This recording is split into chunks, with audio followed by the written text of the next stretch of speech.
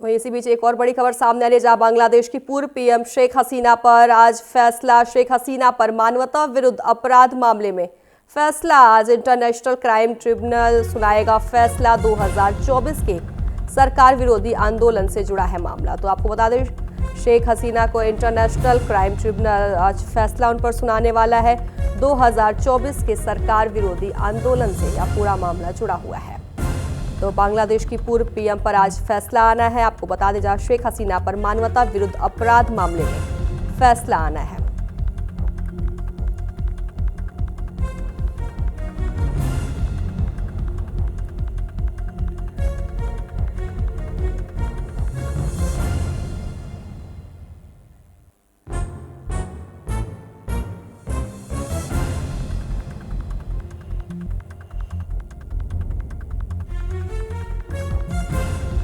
तो आपको बता दें, जहां बांग्लादेश की पूर्व पीएम शेख हसीना पर आज फैसला आना है। ऐसे में उससे पहले ही ढाका में बवाल छिड़ गया है।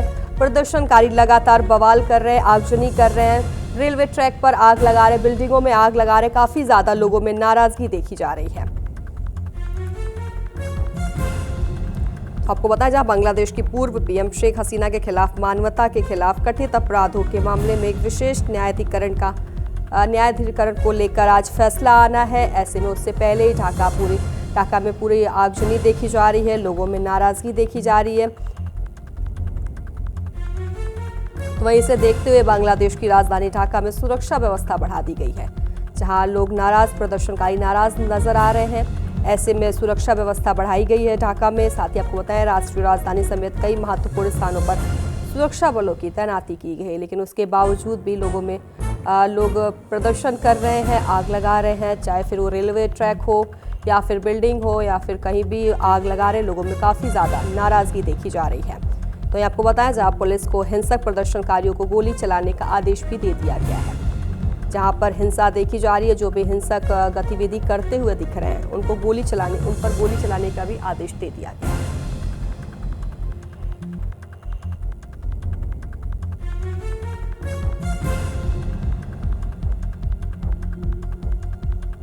बांग्लादेश की पूर्व पीएम शेख हसीना के खिलाफ मानवता के विरुद्ध कथित अपराधों में विशेष न्यायाधिकरण आज फैसला सुनाएगा। उससे पहले ही ढाका में बवाल छिड़ गया है।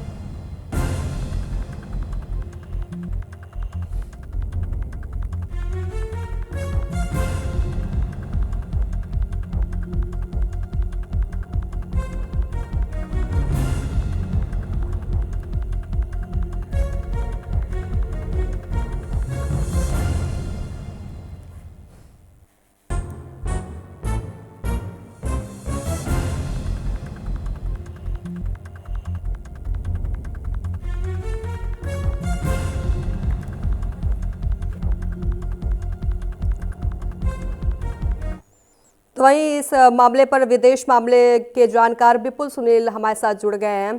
विपुल, बांग्लादेश की पूर्व पीएम शेख हसीना पर आज फैसला आना था। उससे पहले ही ढाका में प्रदर्शनकारियों ने प्रदर्शन शुरू कर दिया है।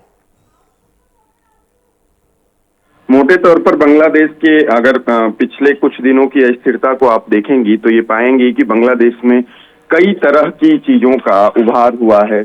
एक तो शेख हसीना को जिस तरह से अपदस्थ किया गया, मान लीजिए, और उनके साथ जिस तरह से उन पर लगातार उनको लेकर के बांग्लादेश में एक कह सकती हैं कि कट्टरपंथी और चरमपंथी विचारधारा वाले लोगों ने बहुत लंबा, मतलब उनके लंबे शासन का विरोध किया और उसके बाद फिर मोटे तौर पर उनके समर्थकों को दबाया गया। तमाम तरह की चीजें हुई वो, जिसको आप जानती हैं और पीछे का देख रही हैं। उसके बाद अभी जो स्थिति ये बन रही है, तो हम कह सकते हैं सीधे तौर पर कि ये बांग्लादेश की अस्थिरता का परिणाम है। जी बिल्कुल, चूंकि बांग्लादेश में पहली बार हालात नहीं बिगड़े, कई बार ऐसा हो चुका है। अब ऐसे में राजधानी ढाका समेत कई इलाकों में प्रदर्शन किया जा रहा है, जहां बस हो, कार हो, हर जगह पर आग लगाई जा रही है। जी, इतनी ज्यादा नाराजगी देखी जा रही है लोगों के अंदर। जी,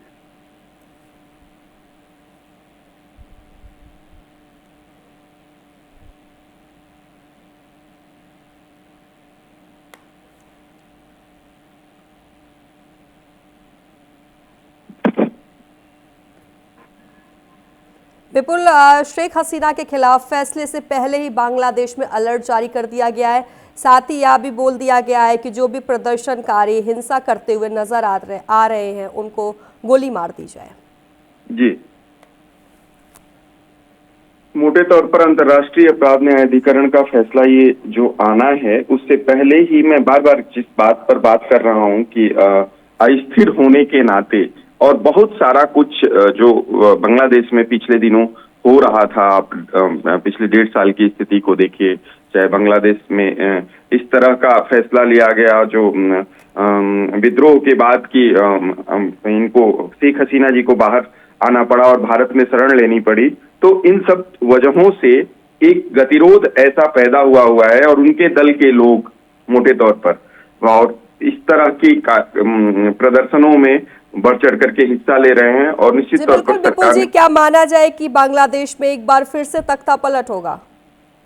और इसमें कहीं कोई वो नहीं है, मतलब संकोच नहीं करना चाहिए। मुझे लगता है कि इस बात को स्वीकार किया जा सकता है कि वहां अस्थिरता है तो कभी भी कुछ भी बदलाव हो सकता है। और पिछले दिनों जिनके नेतृत्व में सरकार का एक अंतरिम सरकार टाइप का गठन किया गया, उससे भी अब धीरे धीरे बांग्लादेश की आम आवाम जो है परेशान है और वो सड़कों पर पिछले दिनों से उतर रही हैं। तो आप इसको इस तरह से भी देख सकती हैं कि एक बदलाव की बात वहां हो सकती है। और ये हिंसा जैसे जैसे हिंसक होती जा रही है भीड़, तो इसको आप इस रूप में देखा जाना चाहिए। अच्छा, शासन प्रशासन का तो काम है, मान लीजिए अवामी लीग, अगर कहा जा रहा है कि अवामी लीग की साजिश से इस देशव्यापी बंद का दुष्प्रभाव पड़ रहा है, तो मोटे तौर पर सरकार तो रोकने के लिए करेगी फैसला, गोली मारने का फैसला है, लेकिन वो कहीं ना कहीं उल्टा भी पड़ सकता है। हो सकता है कि उसका प्रतिरोध और ज्यादा जोर से हो और इस तरह से हिंसा की भेंट चढ़े बांग्लादेश। और जब इस तरह की हिंसक गृह युद्ध जैसा माहौल बनता है तो आप जानती हैं कि सत्ता में परिवर्तन की पूरी संभावना बनी रहती। जी, शेख हसीना ने यूनिस सरकार को अवैध बताया है, कहा है कि अल्पसंख्यकों पर हमले की राजनीति से प्रेरित है। मोटे तौर पर बांग्लादेश में शेख हसीना की एक इमेज है जो तथाकथित तौर पर चरमपंथी और कट्टरपंथी लोगों का विरोध करती रही है। और मतलब एक सबको साथ लेकर के चलने वाली जो बात हम कह रहे हैं उसको उस विचारधारा की हैं। और यूनुस के नेतृत्व में जब सरकार का गठन हो रहा था, सरकार उसे नहीं कहेंगे, मोटे तौर पर उनकी बात में आंशिक सच्चाई है शेख हसीना के कि वो अवैध तरीके से एक मतलब अंतरिम सरकार जैसा गठित किया गया और उसकी वैलिडिटी नहीं है। वैलिडिटी का मतलब संवैधानिक तौर पे बांग्लादेश के संविधान से भी अगर आप देखेंगी तो वो संवैधानिक नहीं है, वो फैसला बहुत संवैधानिक नहीं है और वो अल्पकाल के लिए किया जा सकता था। मान लीजिए उसके लिए होता है कि कभी 90 दिन के लिए आप कर सकते हो, 6 महीने के लिए कर सकते हो और उसके तुरंत बाद आपको चुनाव में जाना होता है या सत्ता का जो लोकतांत्रिक तौर पे फॉर्मेशन है वो करना होता है, वो नहीं हो रहा है बांग्लादेश में। तो निश्चित तौर पे उनके आरोप विपुल जी, क्या माना जाए कि शेख हसीना वापस बांग्लादेश आ रही हैं? अब बहुत कुछ डिपेंड करेगा इस फैसले पर। फैसले के बाद आप देखिए क्या होता है फैसले के हिसाब से। और निश्चित तौर पर शेख हसीना तो चाहेंगी ही वापसी, वतन वापसी चाहेंगी और उनके समर्थक भी जिस तरह से पिछले लगभग साल से जुल्म झेल रहे हैं, शेख हसीना की अगर वापसी होती है बांग्लादेश में तो फिर आप कह सकते हो कि मोटे तौर पर राजनीतिक अस्थिरता जो बनी हुई है उसमें कुछ बदलाव देखने को मिलेगा। जी बिल्कुल विपुल जी, अगर आएंगी तो मैं कह रहा हूं कि आएंगी तो एक राजनीतिक अस्थिरता जो है उसके दूर होने की संभावना बन रही है और हिंसक होने की भी संभावना है। बहुत कुछ कहना अभी जल्दबाजी होगा क्योंकि बांग्लादेश की स्थिति बहुत मतलब झिकझैक वाली स्थिति में है। वहां के युवा कब सड़क पर आ जाएंगे, कब क्या आंदोलन करने लगेंगे और किस तरह से युवाओं के अलावा एक चरमपंथी लोगों का, कट्टरपंथी लोगों का मसला है। आपने देखा होगा पिछले दिनों की किस तरह से बांग्लादेश के निर्माण करने वाले की मूर्ति को किस तरह से उन्होंने गिराया, ध्वस्त किया और कैसी कैसी हिंसा किया उन्होंने वहां के हिंदुओं पर, अल्पसंख्यकों पर।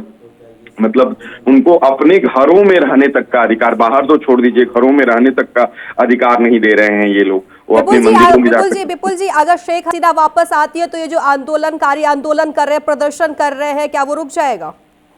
नहीं, आंदोलनकारी प्रदर्शन रुकने के पीछे एक चीज तो ये है, इसे मान सकते हो आपकी शेख हसीना की वापसी से राजनीतिक गतिरोध में थोड़ी कमी आएगी, और राजनीतिक गतिरोध में कमी आने के बाद लोकतांत्रिक तौर पर अगर सरकार का गठन होता है, जो भी सत्ता में आए, शेख हसीना आए या उनके अपोनेंट आए, लेकिन उसके बाद थोड़ा सा इसमें बदलाव देखने को मिलेगा। अस्थिरता पर मैं जो बार बार जोर दे रहा हूं, वो अस्थिरता दूर होगी, गतिरोध दूर होगा, तो निश्चित तौर पर आप इसको इस तरह से रीड कर सकती हैं कि एक स्थिर सरकार बनेगी, और स्थिर सरकार के बिना बने बांग्लादेश स्थिर नहीं हो सकता है। बांग्लादेश की अस्थिरता नहीं रुक सकती है।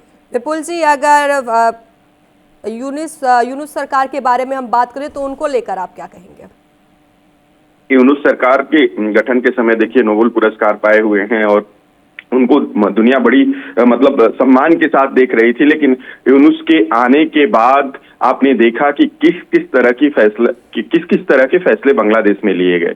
एक तरह से वो इस्लामिक चरमपंथ, कट्टरपंथ को जस्टिफाई करने का काम कर रहे हैं बांग्लादेश में। तो मुझे लगता है कि यूनुस सरकार से पूरी दुनिया में, अंतर्राष्ट्रीय स्तर पे भी और बांग्लादेश के भीतर भी बहुत विरोध है। वो बहुत अच्छा काम नहीं कर रहे हैं, मतलब अच्छे वे में बांग्लादेश नहीं जा रहा है उनके नेतृत्व में। तो विपुल जी, क्या मान लिया जाए बांग्लादेश अब टूटने वाला है?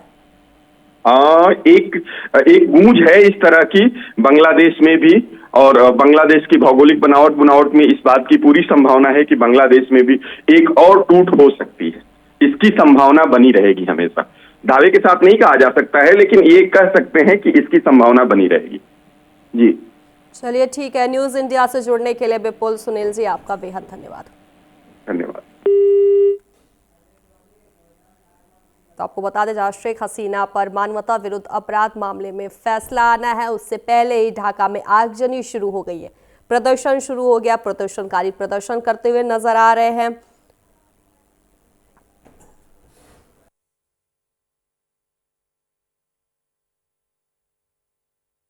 से अपने अंतर्राष्ट्रीय मीडिया से बहुत कम बात की है उन्होंने, को बता दें। साथ ही आपको बताएं कि आज उन पर फैसला आना था, उससे पहले ही प्रदर्शन शुरू हो गया। प्रदर्शनकारियों ने अब प्रदर्शन शुरू कर दिया है, जहां बांग्लादेश कट्टरपंथियों के दलदल में किस कदर फंसा है अंदाजा लगाना ही मुश्किल हो रहा है। ऐसे में आपको बताया, जहां मोहम्मद यूनुस की अंतरिम सरकार में तुगलकी फैसले भी लिए जा रहे हैं, जहां अल्पसंख्यकों खासकर हिंदुओं और ईसाइयों को भी चुन चुन कर टारगेट किया जा रहा है। साथ ही आम चुनाव कब होंगे कोई नहीं जानता। इस बीच शेख हसीना पर आज फैसला आना है। ऐसे में देश भर में सियासी तनाव बना हुआ है। हिंसा की कई घटनाएं सामने आई हैं।